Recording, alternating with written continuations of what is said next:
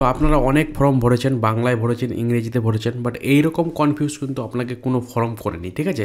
আজকে যে আমি আপনাদের বলবো যে এই যে আপনাদের ইনোভেশন ফর্ম, ঠিক আছে, এই ফর্মটা আপনারা ঠিকঠাকভাবে কীভাবে ভরবেন, এবং এই যে এসআইআরের ফর্ম আপনাদের প্রত্যেকটি ভিডিও, প্রত্যেকটি মোবাইলে, ফেসবুকে আপনারা দেখছেন, সেখানে সঠিক নিয়ম সবাই বলছে, বাট কিছু কিছু জায়গায় কিন্তু অনেকজনই অনেক ভুল করছে। আমি আপনাদের একদম সমস্ত কিছু A to Z কোন জায়গায় কী কী ফর্ম ভরবেন, কী কী নাম দিবেন, কার নাম দিবেন, সমস্ত কিছু এই ভিডিওটার মধ্যে আমি বলবো।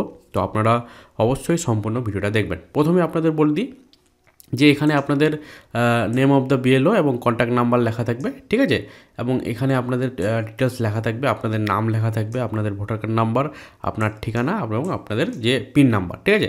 এখানে দেখবেন আপনাদের ক্রমিক সংখ্যা লেখা রয়েছে। দেখেন ক্রমিক সংখ্যাটা কিন্তু ইংরেজিতে লেখা আছে, তার মানে আমাদের ক্রমিক সংখ্যাগুলো ইংরেজিতে দিতে হবে, ঠিক আছে। এখানে দেখেন যে অংশ নাম্বার, দেখেন এখানে অংশ নাম্বারটাও কিন্তু ইংরেজিতে লেখা রয়েছে, এবং বিধানসভা, লোকসভার নাম, রাজ্যের নাম, এই সমস্ত জিনিসগুলো দেওয়া রয়েছে। এখানে একটি কিউআর কোড দেওয়া থাকবে, এখানে আপনাদের একটা আগের ফটো থাকবে, আর বর্তমান এখানে একটা কিন্তু কালার ফটো আপনাকে বসাতে হবে, ঠিক আছে। এটা গেল।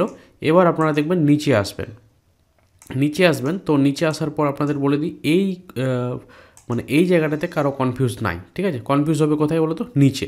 তো এখানে দেখেন আপনাদের জন্ম তারিখ মাস বছর, ঠিক আছে, তারিখ মাস বছর আপনারা এখানে দিয়ে দিবেন। অনেক সময় অনেক জনের রয়েছে কি যে যাদের শুধু এক্সেস করা রয়েছে, তাদের এখানে এক্স জায়গায় এই জায়গাটা দিবেন, ঠিক আছে। অর্থাৎ অনেক আমাদের বাবা মায়ের বা দাদু দাদির দেখেছি এক্স, তারপর 1990, 1980 এরকম রয়েছে, তাদের যেমন রয়েছে তেমনই কিন্তু দিতে হবে। তারপর এখানে আধার নাম্বার, যদি আপনাদের ইচ্ছা হয় আধার নাম দিবেন, না হলে দিবেন না। তো এখানে আমি আধার নাম্বারটা দিয়ে দিচ্ছি, দেখতে পাচ্ছেন। তারপর এখানে বলছে মোবাইল নাম্বার, এখানে আমি একটা মোবাইল নাম্বার দিয়ে দিচ্ছি। অবশ্যই সঠিক মোবাইল নাম্বার দিবেন, কারণ হয়তো অনেক সময় আপনাদের মোবাইলে মেসেজও আসতে পারে। এখানে আপনাদের অভিভাবক যেমন, এটা আমি ধরো আমি নিজের নামে করছি কি না, তো আমার অভিভাবক যেমন আমার পিতা হয়। কেউ যদি এটা মেয়ের নামে করে, যেমন আমি একটা মেয়ে, তাহলে আমার অভিভাবক যদি এখানে পিতা না হয়ে থাকে, যদি স্বামী হয়, তাহলে সেক্ষেত্রে স্বামীর নাম বসবে, আর না হলে পিতার নাম বসবে।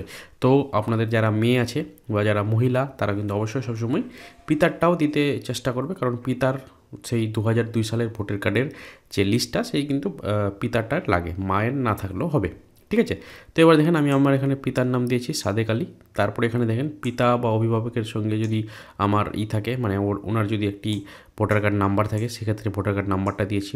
তারপরে আমার মায়ের নাম, ঠিক আছে, আমার মা রয়েছে, মায়ের নাম দিলাম। যাদের মা নেই তাদের মায়ের নাম না দিলেও হবে, বা অনেক সময় কী হয়, মায়ের নাম তো অবশ্যই দিতে হবে, কারণ মায়ের নাম সবারই থাকে, ঠিক আছে। তো মায়ের নামটা দিয়ে দিলাম। যদি মায়ের আমার ভোটার কার্ড নাম্বার থাকে, যদি কারো না থাকে দিতে হবে না, যদি থাকে অবশ্যই দিবেন। এখানে বলছে যেমন আমি নিজে একজন কী করেছি, একজন বিবাহিত, তো আমার এখানে দেখেন স্ত্রীর জায়গায় টিক মেরেছি আমি, এবং যারা মেয়ে তারা কিন্তু স্বামীর জায়গায় টিক মারবে। তো আমার স্ত্রীর নাম এখানে লেখা রয়েছে, দেখেন যে রেখা খাতুন, এবং ওনার যে ভোটার কার্ডটা রয়েছে, সেই ভোটার কার্ড নাম্বারটাও কিন্তু এখানে দিয়েছি। বাস এইটুকু ফর্ম আপনাদের বোঝা, আশা করি আমরা বলতে পারবো যে এইটুকু আপনাদের বোঝা হয়ে গেছে। এখানে দেখেন প্রত্যেকটা জিনিস এখানে ঠিকঠাকভাবে দিবেন, এইটুকু তো কারো বোঝার অসুবিধা নাই। কিন্তু ম্যান কথা হচ্ছে যে এই জায়গাটাতে আমি আপনাদের দেখাচ্ছি, ম্যান জায়গা হচ্ছে এই জায়গা। এই একটা ফর্ম আপনাদের দেখাচ্ছি, আমি আপনাদের একটু মার্ক করে দেখাচ্ছি। এই একটা ফর্ম, ঠিক আছে, মানে এই একটা বক্স, আর এদিকে একটা বক্স, এই দুটো বক্সেই কিন্তু সবারই ঝামেলা হচ্ছে। এই বক্সগুলোতে হয় কারো দাদুর নাম বসিয়ে দিচ্ছে, কারো নিজের নাম বসিয়ে দিচ্ছে, তো অনেক জনের অনেক ঝামেলা হচ্ছে। আমি যেটা কথা বলবো, আমি প্রথমে আপনাদের এই বক্সটা বুঝাবো, তারপরে এই বক্সটা বুঝাবো, ঠিক আছে। আর দুটো বক্স আমি এই জন্য ফ্ল্যাপ করে রেখেছি আপনাদের বুঝাবার জন্য, এটা না যে আপনারাও দুটোই বক্স কিন্তু ফ্ল্যাপ করবেন, এটা কখনো হবে না। আপনারা জাস্ট শুধু একটি বক্স খেলাবেন। এই বক্সটি কাদের জন্য? যাদের 2002 সালে লিস্টের নাম রয়েছে, অর্থাৎ এসআইয়ের নাম রয়েছে। যেমন আমার নাম জাহাঙ্গীর আলী, আমার যদি 2002 লিস্টের নাম থাকে, তাহলে আমি কিভাবে এটা ফিল আপ করবো, ঠিক আছে, সেটাই আমি আপনাদের দেখাই। দেখুন যেখানে লেখা রয়েছে সর্বশেষ এসআইআর নির্বাচন তালিকায় থাকা নির্বাচকের বিবরণ। ধরুন আমার নাম জাহাঙ্গীর আলী, আমি কি করেছি, আমার 2002 সালের লিস্টের কিন্তু নাম আছে। তো আমি এই যে দেখেন নির্বাচকের নাম দিলাম, আমি নিজের নাম দিয়ে দিলাম এখানে জাহাঙ্গীর আলী, ঠিক আছে। এপিক নাম্বার দিলাম, আমার যেমন ভোটার কার্ড নাম্বারটা যে ওই 2002 সালের যেভাবে আছে ঠিক ওইভাবে কিন্তু দিতে হবে। WB, অনেকজনের কিন্তু নাম্বার চেঞ্জ হয়ে গেছে, বাট আমাদের ওখানে যদি নাম্বারটা আছে, তো ওই নাম্বারটা দিব। এবং অনেকজনের ভোটার কার্ডে নাম্বার কিন্তু থাকে না, নাম্বারের জায়গায় খালি থাকে, সেক্ষেত্রে আমরা এখানে খালি দিয়ে দিব, ঠিক আছে। এবার আত্মীয়র নাম, দেখুন আমার 2002 সালের নাম রয়েছে, আমার আত্মীয়র নাম মানে আমার বাবার নাম, তো কী হবে, আমার বাবার নাম হচ্ছে সাদেক আলী, ঠিক আছে। এবং সম্পর্ক কী, তো সম্পর্ক দেখবেন যে এই 2002 সালের লিস্টে যে নামটা, লিস্টে যে আপনার সম্পর্কটা দেওয়া আছে সেই সম্পর্কটা দিবেন, এই যে পিতা, এবং 2002 লিস্ট অনুসারে আমার সে পিতা, ঠিক আছে। জেলা আপনি দিবেন মালদা, এবং রাজ্যের নাম দিয়ে দিবেন আপনাদের পশ্চিমবঙ্গ। বিধানসভার ক্ষেত্রে আমার বিধানসভা চাঁচল, এবং বিধানসভা ক্ষেত্র নম্বর হচ্ছে এখানে 41, অর্থাৎ এটা কিন্তু 41 নম্বর, আর অংশ নম্বর হচ্ছে 44, অর্থাৎ 44, ক্রমিক সংখ্যা হচ্ছে 150, ঠিক আছে। এবং এই নাম্বারগুলো আমি ইংরেজিতে কেন দিয়েছি তারও একটা কিন্তু রয়েছে, সেই জিনিসটা আমি আপনাদের দেখাচ্ছি। দেখেন ইংরেজিতে আমি কেন দিচ্ছি, এখানে দেখেন 850 ক্রমিক সংখ্যা এই জন্য দিয়েছি, কারণ এই ফর্মে এখানে কিন্তু লেখা রয়েছে যে ক্রমিক সংখ্যা দেখুন 850, এটা কিন্তু ইংরেজিতে লেখা রয়েছে, যার কারণে আমি ইংরেজিতে কিন্তু সংখ্যাটি দিয়েছি, এটাকে বাংলা দিইনি। এখানে এই যে অংশ নাম্বারও দিয়েছি দেখেন 152, এখানে কিন্তু সেই ইংরেজিতেই দেওয়া রয়েছে, যার কারণে আমি এখানে কিন্তু ইংরেজিতে দিয়েছি, ঠিক আছে, আপনাদের বোঝাবার একটু সুবিধার জন্য। এবার হচ্ছে এটা হয়ে গেল আমার 2002 লিস্টের নাম রয়েছে, যার কারণে আমি এটা ফিল আপ করলাম। এবং দেখো এখানে আমার এবার হচ্ছে কি, আমার এখানে লিস্টের নাম নেই, যাদের ধরো আমার যেমন লিস্টের নাম নেই, তো আমি এখানে এই ঘরটা কীভাবে ফিল আপ করবো, ঠিক আছে। তো এটাই আমি এবার দেখাচ্ছি, তো আপনারা মন দিয়ে দেখবেন। ধরো এই বক্সে কি কারা ফিল আপ করবে, যাদের নাম নেই, আমার নাম নেই, তো আমার নাম নেই, তো আমার বাবার নাম রয়েছে, হ্যাঁ আমার বাবার নাম রয়েছে, তো এই জায়গাটায় নামের জায়গাটায় কার দিব, আমার বাবার নাম দিব, কথাগুলো মনে রাখবেন।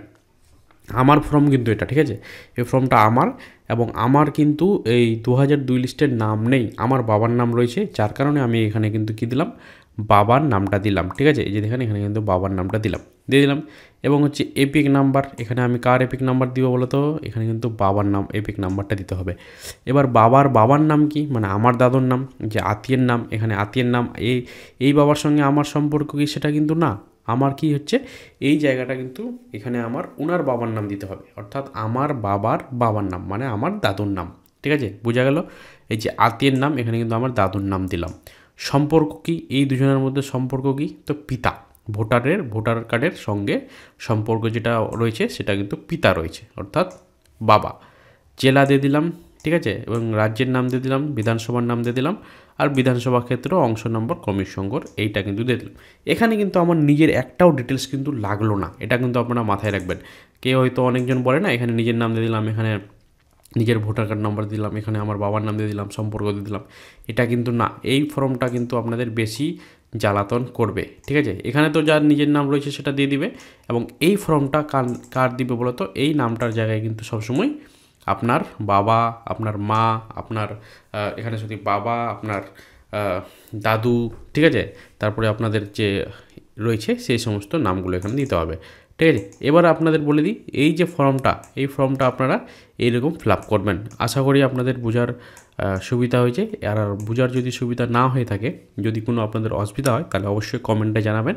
এইরকম কিন্তু নতুনভাবে সেই এসআইআরের যে ইমুলেশন ফর্ম, সেই ইমুলেশন ফর্মটা এইভাবে ফিল আপ করতে হবে। আশা করব আপনাদের বোঝাতে পেরেছি।